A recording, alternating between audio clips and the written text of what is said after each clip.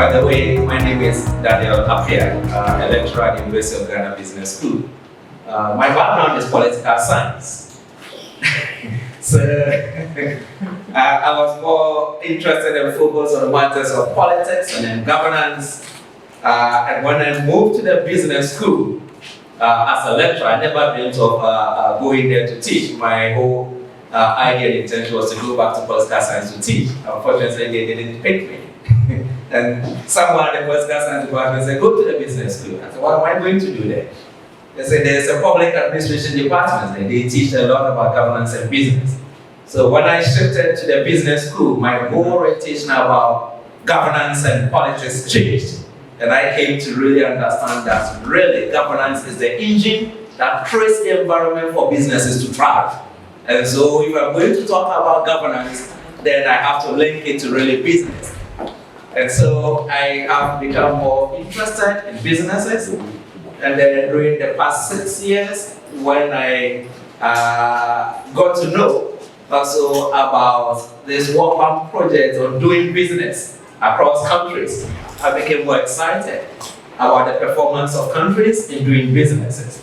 Then I saw that countries like Rwanda had better environments in some areas than even New Zealand, than South Korea, than Denmark when it comes to starting a business registration, and many other areas. I said, wow, so Africa is not that very bad in terms of having the environment to promote business. And so I am excited to actually chair this morning's session to discuss the opportunities for business. In fact, more of the opportunities than the challenges. Because if you really have not looked at Africa's performance and you are just glued to the media, you may think that there are just too many obstacles for businesses to try. But if you look closely at Africa's performance and in the progress that African countries have made over the past 20 years, you see that really there has been a lot of progress. And so what are the opportunities that our speakers have identified? What are the opportunities that you also have identified? But just a little bit about me. I have a company called Innovate 10X. We're based in Jamaica, but I do a lot of work with companies throughout the Caribbean. What you find is that because of trade agreements in the Caribbean, many companies in Jamaica that operate and serve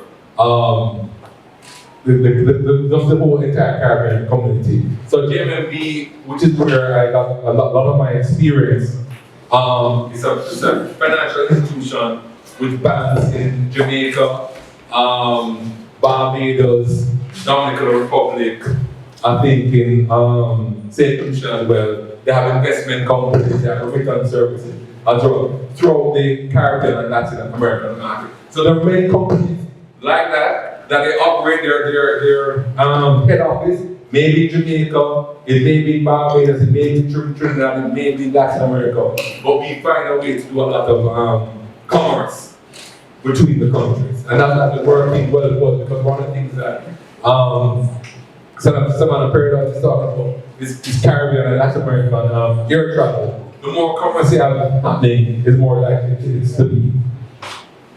So we're talking about digital transformation. Now quickly, next slide. Quickly, what digital transformation is about bringing everything that's offline, online, right?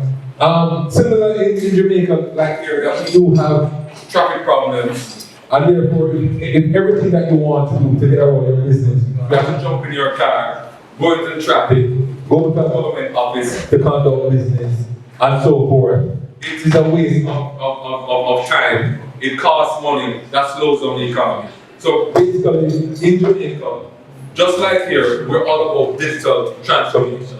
Now, digital transformation is expensive, and therefore it is better to collaborate.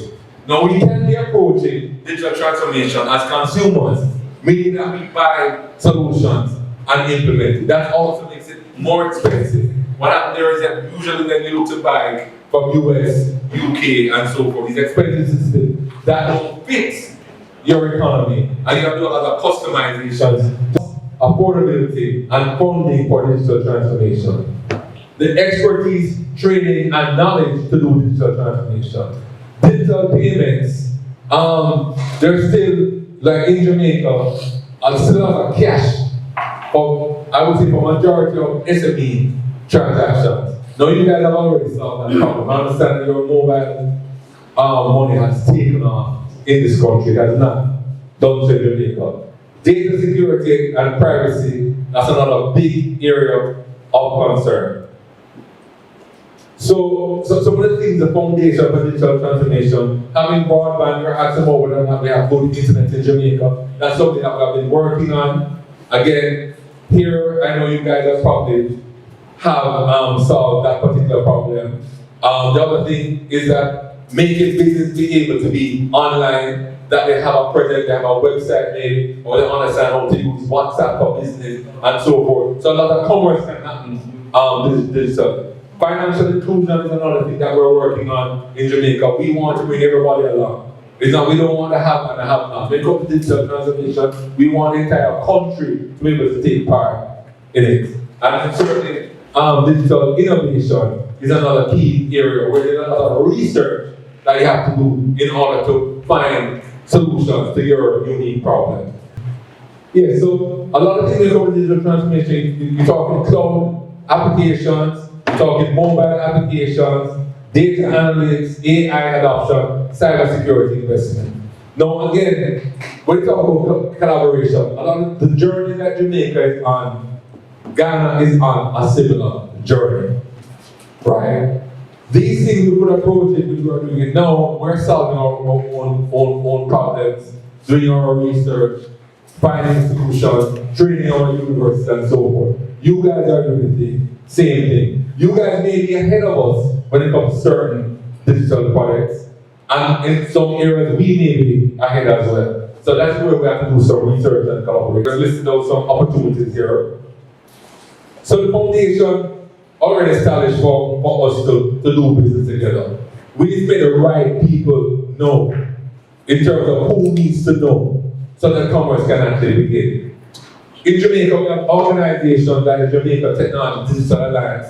That's the head organization, umbrella organization for all companies that are into technology services. I was a past president about 5 years ago. You have the Jamaica Chamber of Commerce, which I understand there's linkages there as well. There's a private sector organization of Jamaica, right? So between these organizations, we need to have delegates, trade missions, and so forth, where we can actually see and go deeper into how we collaborate. I'm at the committee to help and work with that because all of these organizations have taken my time to become a member of.